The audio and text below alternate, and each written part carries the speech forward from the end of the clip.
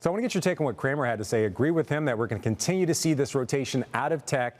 He believes it's big funds making the moves into industrials and other cyclicals. He also believes that the pain in tech, it has at least a little bit more to go. He says kind of hold off on buying the dip, at least for now.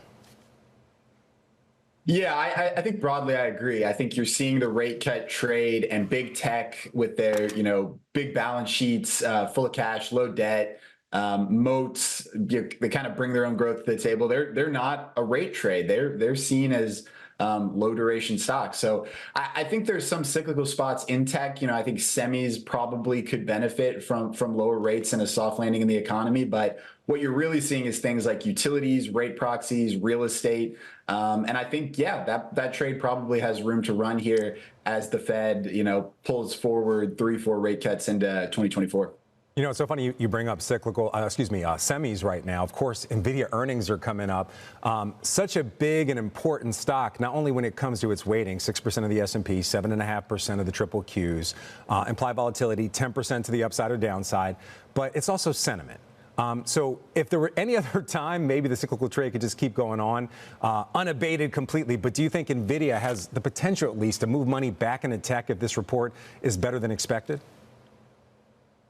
Yes. One of the stories of this earnings season has been the kind of, growing skepticism about the immediate profitability of the AI trade, whether all this spending, actually has applications for consumers and businesses.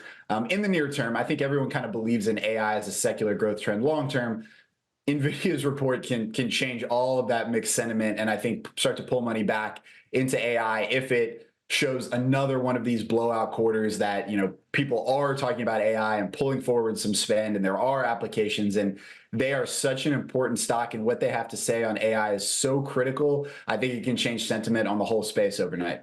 We're talking about sentiment for a minute. UBS out with the note talking about the quote unquote whisper number when it comes to Nvidia. So estimates have Q3 revenue coming in at about $31.5 billion. The whisper number is $33 to $34 billion.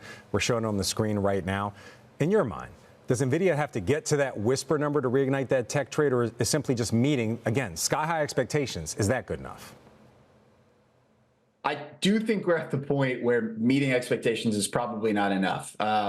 We've had quarter after quarter of blowout growth. The big tech stocks have had a really aggressive move on the back of this AI sentiment over the last year and a half, 2 years. So I think to keep the move higher, and especially to reignite a rotation into tech stocks and out of that cyclical trade that's built on the back of a soft landing and lower rates, you have to continue to beat expectations. You have to, come out with aggressive guidance, and you have to really speak on the earnings call, about this optimism and kind of counter some of the updates we've heard from other big tech and AI linked conglomerates. So you probably have to beat by a significant margin. And I think the guidance is really important too, because people are starting to get skeptical about those near-term applications. All right, I want to talk to you about the broader markets before we let you go, Ross.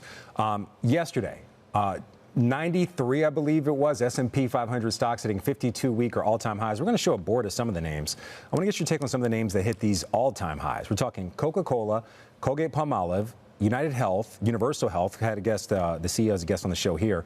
Packaging Corporation of America, Republic Services, a waste management company. These seem kind of more like defensive names. Does it seem odd to you in a market where we know we're getting these Fed rate cuts, or we at least really expect to get them? We believe it's the start of a rate cutting cycle, that these are the names hitting all-time highs.